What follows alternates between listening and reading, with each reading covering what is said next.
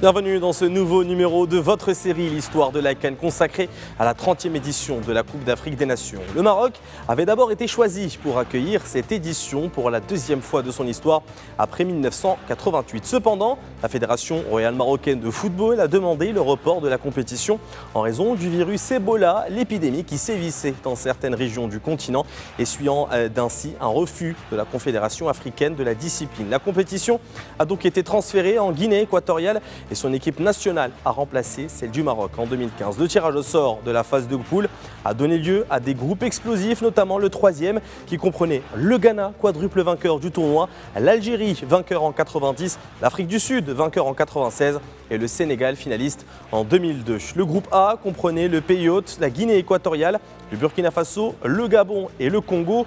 Le groupe B comprenait la Zambie, la Tunisie, le Cap-Vert et la République démocratique du Congo, tandis que le groupe 4 comprenait la Côte d'Ivoire, la Guinée, le Cameroun et le Mali. Dans le premier groupe, la Guinée équatoriale, forte de son avantage du terrain et du public, a réussi à décrocher son billet pour les quarts de finale en tête avec 5 points, tandis que ce Congo a obtenu le deuxième billet avec 4 unités. Dans le groupe B, la Tunisie a dominé le classement avec 5 points, suivi de la République démocratique du Congo. Le Ghana a terminé en tête du groupe C avec 6 points, devançant l'Algérie deuxième à la différence de but.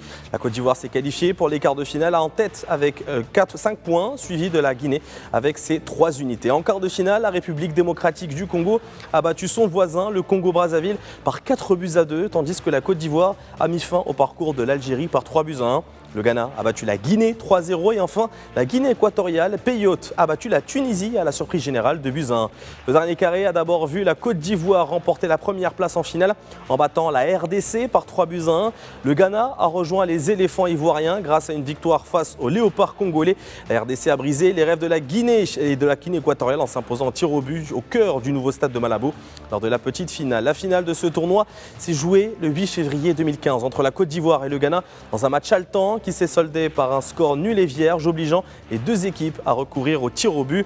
Un parcours haletant, l'équipe ivoirienne a remporté le deuxième titre continental de son histoire après s'être imposé 9 tirs au but à 8. Il s'agit du deuxième titre africain pour l'entraîneur français Hervé Renard qui avait déjà mené la Zambie à la victoire, un exploit lors de l'édition 2012.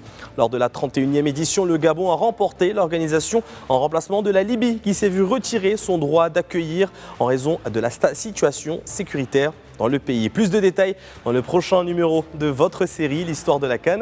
À bientôt.